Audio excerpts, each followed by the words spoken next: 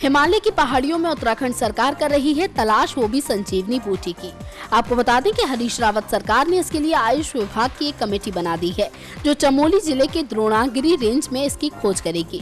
याद दिला दें कि एक अंग्रेजी अखबार में इस तरह की रिपोर्ट सामने आई थी कि केंद्र सरकार ने इस बात से इनकार कर दिया है कि संजीवनी बूटी की खोज की जाए, लेकिन उसके बाद उत्तराखंड में राज्य सरकार ने ही इसके लिए फंड जुटा लिया है और कहा है कि इसकी खोज की जाएगी।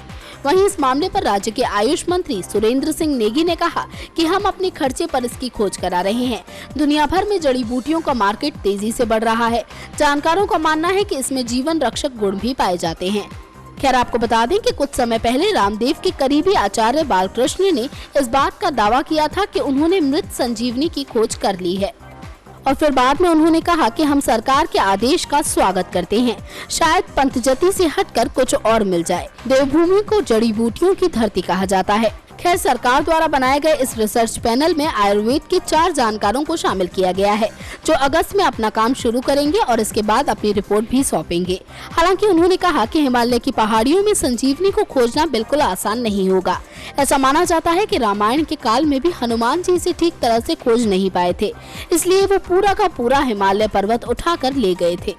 वैसे आयुर्वेद के जानकारों ने संजीवनी बूटी के 4 प्रकार बताए हैं, जिनमें से एक है जीवन देने वाली मृत संजीवनी।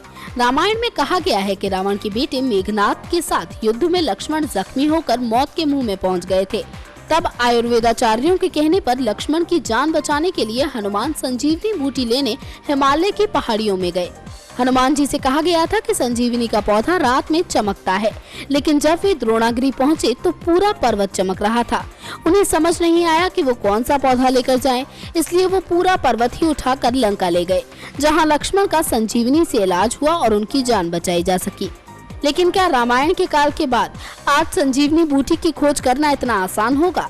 ये देखना काफी दिलचस्प होगा और इसका जवाब भी तभी मिल पाएगा जब सरकार को उनकी रिपोर्ट सौंपी जाएगी। नेक्स्ट 9 न्यूज रूम से दीक्षा की रिपोर्ट।